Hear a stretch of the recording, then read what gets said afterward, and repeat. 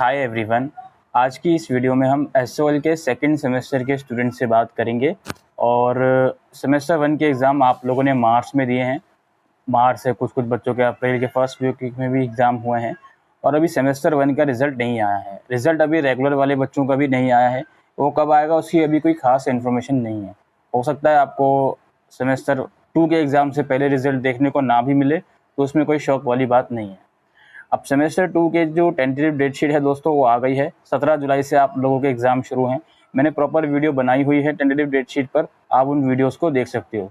कुछ दिनों में फाइनल डेट शीट भी रिलीज़ हो जाएगी, तो मैं आपको प्रॉपरली गाइड कर दूंगा कि कौन सा एग्ज़ाम किस दिन है। बाकी एग्ज़ाम से 5-6 दिन पहले एडमिट कार्ड भी आ जाता है दोस्तों, तो आप उसको भी देख सकते हो। अब बात यहाँ पर ये आती है दोस्तों, जो सेकेंड सेमेस्टर के स्टूडेंट हैं अपना सब्जेक्ट को लेकर बहुत परेशान है कि सर ये सब्जेक्ट मुझे नहीं समझ में आ रहा, इसको मुझे चेंज करना है। इसके अलावा जो प्रोग्राम कोर्सेज के स्टूडेंट हैं या किसी भी कोर्स के स्टूडेंट हों, ऑनर्स के भी हों, उन्होंने हिंदी सब्जेक्ट गलत चूज़ कर लिया है। उनको लेना था हिंदी ए, लेकिन ले लिया उन लोगों ने हिंदी बीए। तो ऐसी सिचुएशन में क्या करा जाए। इसके अलावा जो बीए प्रोग्राम के स्टूडेंट हैं जिनको डिसिप्लिन सब्जेक्ट मेजर माइनर के गलत अलॉट कर दिए गए थे, जैसे अगर किसी के पास सेमेस्टर 1 में 2 हिंदी थी और 1 हिस्ट्री थी, तो उसको करा क्या, सेमेस्टर 2 में उसके पास 2 हिस्ट्री कर दी, 1 हिंदी कर दी। ऐसे ही बहुत सी प्रॉब्लम बच्चों के साथ हुई है और ये प्रॉब्लम हमें उम्मीद थी ऑटोमेटिकली रिजॉल्व हो जाएगी, लेकिन अभी तक ये प्रॉब्लम ऑटोमेटिकली रिजॉल्व नहीं हुई है। इसके अलावा कुछ ऐसे भी स्टूडेंट हैं जो अपना सब्जेक्ट चेंज करना चाहते हैं। जैसे सेक की कैटेगरी में टोटल 3 सब्जेक्ट हैं। इन 3 में से कोई एक सब्जेक्ट तो आप पढ़ चुके हो सेमेस्टर 1 में, बचे 2 सब्जेक्ट, उन दोनों में से कोई एक सब्जेक्ट आपने लिया होगा सेमेस्टर 2 में। अब वो सब्जेक्ट भी आप नहीं लेना चाहते हो, उसके अलावा जो दूसरा एक सब्जेक्ट और बच गया वो आप लेना चाहते हो। इसके अलावा वैल्यू एडिट कोर्स हो गया, उसमें 4 सब्जेक्ट की चॉइसेस हैं, जिसमें से एक सब्जेक्ट तो आप सेमेस्टर 1 में ले चुके हो, बचे आपके 3 सब्जेक्ट। अब उन तीनों में से कोई एक आपने ले लिया सेमेस्टर 2 में और आप ये चाहते हो कि उस सब्जेक्ट को चेंज करके मुझे बचे हुए 2 सब्जेक्ट में से कोई एक सब्जेक्ट लेना है। तो कुल मिलाकर सब्जेक्ट चेंज को रिलेटेड बच्चे काफ़ी परेशान हैं। क्या एसओएल कैंपस में सब्जेक्ट चेंज हो रहे हैं? जी हाँ, बिल्कुल एसओएल कैंपस में सब्जेक्ट चेंज हो रहे हैं।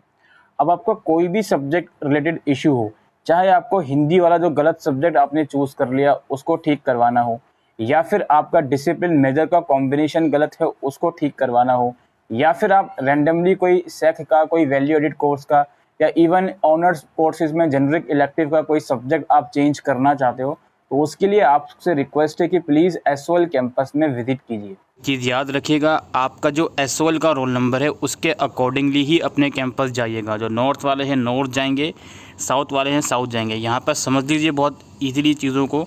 आपका एसओएल का रोल नंबर 22-1 से शुरू होता है तो आप नॉर्थ कैंपस जाओगे, जिसका नियर बाई ये मेट्रो स्टेशन विश्वविद्यालय है। अगर आपका एसओएल का रोल नंबर 22-2 से शुरू होता है तो आप साउथ में जाओगे, जिसका nearest metro station Moti Bagh है।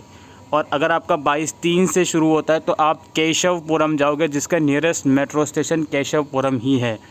लेकिन अगर आप ईस्ट रीजनल सेंटर से बिलोंग करते हो, आपका एसओएल का रोल नंबर 22-4 से शुरू होता है, तो अभी ईस्ट रीजनल सेंटर एसओएल का बना नहीं है, मतलब अंडर कंस्ट्रक्शन है।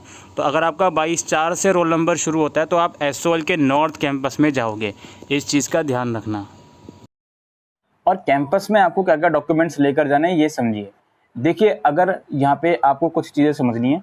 अगर आपका हिंदी सब्जेक्ट का इशू है, हिंदी सब्जेक्ट चेंज करवाना है, तो अपने साथ 10th और 12th की मार्कशीट भी लेकर जाइएगा, ठीक है। अगर आप मान लीजिए हिंदी ए आपको लेना था, आपने 12th तक हिंदी पढ़ी है, लेकिन बाई मिस्टेक हिंदी सी या बी आपने ले लिया, तो हिंदी वाला सब्जेक्ट का कोई भी इशू हो, चाहे वो जेनरिक में आपने लिया हो, चाहे एबिलिटी इन्हांसमेंट में लिया हो, तो प्लीज़ 10th और 12th की मार्कशीट भी अपने साथ लेकर जाइएगा, ठीक है। बाकी इसके अलावा अगर आपको डिसिप्लिन सब्जेक्ट अपने ठीक करवाने हैं मेजर माइनर वाले, और कोई वैल्यू एडिट या स्किल इन्हांसमेंट का सब्जेक्ट चेंज करवाना है, या ऑनर्स कोर्सेज में कोई जेनरिक का पेपर चेंज करवाना है, तो उसके लिए मुझे नहीं लगता 10th-12th की मार्कशीट की ज़रूरत है। अब यहाँ पे समझिए डॉक्यूमेंट्स आपको कौन कौन से लेकर जाने हैं। एक हैंड रिटन एप्लीकेशन अपने घर से ही लिख कर ले जाना, प्रिंसिपल के नाम पर, to the principal school of open learning. मैं कुछ फॉर्मेट्स आप लोगों को दिखाऊंगा वीडियो के साइड में, वो फॉर्मेट्स भी आप लोग नोट डाउन कर लीजिएगा, स्क्रीनशॉट ले लीजिएगा, जो भी आपकी मर्जी है, ठीक है। तो ये फॉर्मेट में एप्लीकेशन लिखना, कुछ भी नहीं लिखना आपको एप्लीकेशन के अंदर, बस ये लिखना है कि मेरा नाम ये है, मैं बीकॉम प्रोग्राम या बीए प्रोग्राम जिस भी कोर्स का हो, इस कोर्स का स्टूडेंट हूँ और मुझे अपना सब्जेक्ट चेंज करवाना है।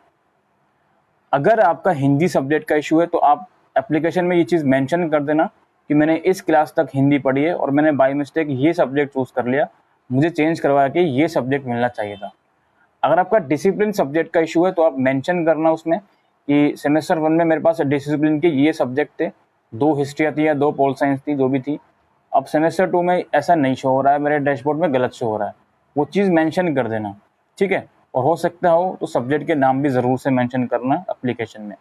इसके अलावा अगर आपको किसी सेक का पेपर, कोई वीएससी का पेपर चेंज करवाना है, कोई जनरिक का, तो जो पेपर चेंज करवाना है उसका नाम लिखना, जो आपने ऑप्ट किया था उसका नाम लिखना कि सर ये मैंने ऑप्ट किया था लेकिन ये मुझसे नहीं पढ़ा जा रहा, प्लीज़ इसको चेंज कर दीजिए।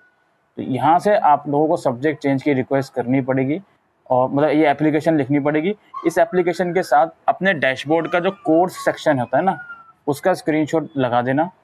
फी रिसिप्ट जो सेमेस्टर 1 में आई हुई है वही फी रिसिप्ट लगाना, और कोई फी रिसिप्ट आपके पास है नहीं, ठीक है। और अपना एसओएल का आईडी कार्ड लेकर जाना।